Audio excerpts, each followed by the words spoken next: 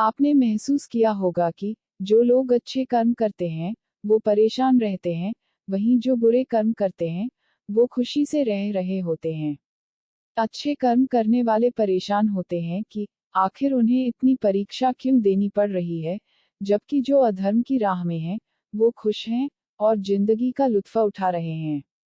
अगर आपके मन में भी ये सवाल आया है, तो इसका जवाब वो है जो भगवत गीता में लिखा है और श्री कृष्ण ने अर्जुन को दिया था। भगवत गीता में वर्णित कथा के अनुसार, जब भी अर्जुन के मन में कोई दुविधा होती थी, तो वो श्री कृष्ण के पास पहुंच जाते थे। एक बार की बात है, अर्जुन भगवान श्री कृष्ण के समीप आकर कहा कि वो दुविधा में हैं और इसका जवाब वो श्री कृष्ण से चाहते हैं। श्री कृष्ण ने पूछा कि क्या सवाल है। अर्जुन ने कहा, मुझे ये जानना है कि अच्छे लोगों के साथ हमेशा बुरा ही क्यों होता है, वहीं बुरे लोग खुशहाल दिखते हैं। अर्जुन के मुंह से ऐसी बातें सुनकर श्री कृष्ण मुस्कुराए और कहा, मनुष्य जैसा सोचता है और महसूस करता है वैसा कुछ नहीं होता है, बल्कि अज्ञानता की वजह से वो सच्चाई नहीं समझ पाता है।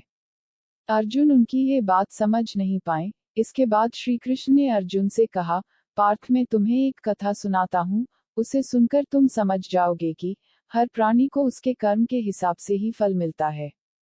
प्रकृति हर किसी को अपनी राह चुनने का मौका देती है, अब वो मनुष्य की इच्छा पर निर्भर करता है कि उसे धर्म की राह चुननी है या अधर्म की।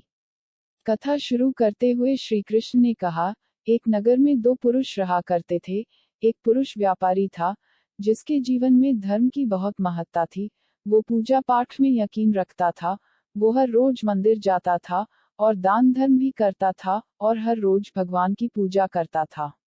वहीं दूसरा पुरुष बिल्कुल विपरीत था, वो हर रोज मंदिर तो जाता था, लेकिन पूजा करने नहीं बल्कि मंदिर के बाहर से जूते चप्पल चुराने। उसे दान और धर्म से कोई लेना देना नहीं था।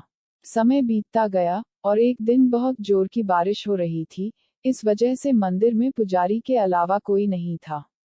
ये बात जब दूसरे पुरुष को पता चली तो उसने कहा कि ये सही मौका है मंदिर का धन चुराने का।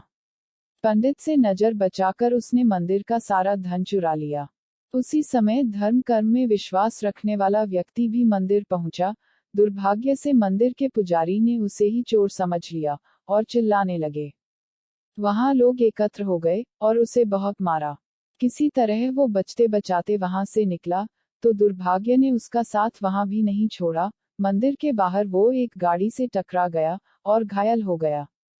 फिर वो व्यापारी लंगड़ाते हुए घर जाने लगा, तो रास्ते में उसकी मुलाकात उस पुरुष से हुई जिसने मंदिर से धन चुराया था।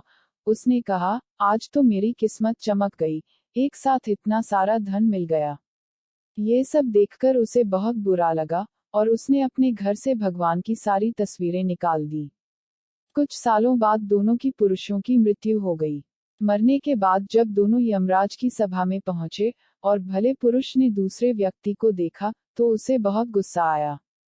उसने क्रोधित होकर यमराज से पूछ ही लिया, मैं तो हमेशा अच्छे कर्म करता था, दान में विश्वास रखता था, उसके बदले जीवन भर मुझे अपमान और दर्द ही मिला, और इस व्यक्ति को नोटों से भरी पोटली। आखिर ऐसा भेदभाव क्यों? इस पर यमराज ने कहा, पुत्र, तुम गलत समझ रहे हो। जिस दिन तुम्हारी गाड़ी से टक्कर हुई थी, वो दिन तुम्हारे जीवन का आखिरी दिन था। परंतु तुम्हारे अच्छे कर्मों की वजह से तुम्हारी मौत सिर्फ एक छोटी से चोट में बदल गई। तुम इस दुष्ट व्यक्ति के बारे में जानना चाहते हो। दरअसल इसके भाग्य में राजयोग था, मगर इसके कुकर्मों और अधर्म की वजह से वो सिर्फ एक छोटी सी धन की पोटली में बदल गया। कथा सुनाने के बाद श्री कृष्ण अर्जुन से कहते हैं, पार्थ, क्या अब तुम्हें तुम्हारे सवाल का जवाब मिल गया? ऐसा सोचना कि भगवान तुम्हारे कर्मों को नजरअंदाज कर रहे हैं, ये बिल्कुल भी सत्य नहीं है। भगवान हमें कब, क्या, किस रूप में दे रहा है, मनुष्य को समझ में नहीं आता है। मगर आप अच्छे कर्म करते रहें तो भगवान की कृपा हमेशा बनी रहती है। इसलिए अपने अच्छे कर्मों को बदलना नहीं चाहिए, क्योंकि उसका फल हमें इसी जीवन में मिलता है। इसलिए मनुष्य का फर्ज है कि वो हमेशा अच्छे कर्म करते रहें, क्योंकि श्री कृष्ण ने गीता में भी बताया है कि किसी के द्वारा किया गया कर्म बेकार नहीं जाता है, चाहे वो अच्छा हो या बुरा।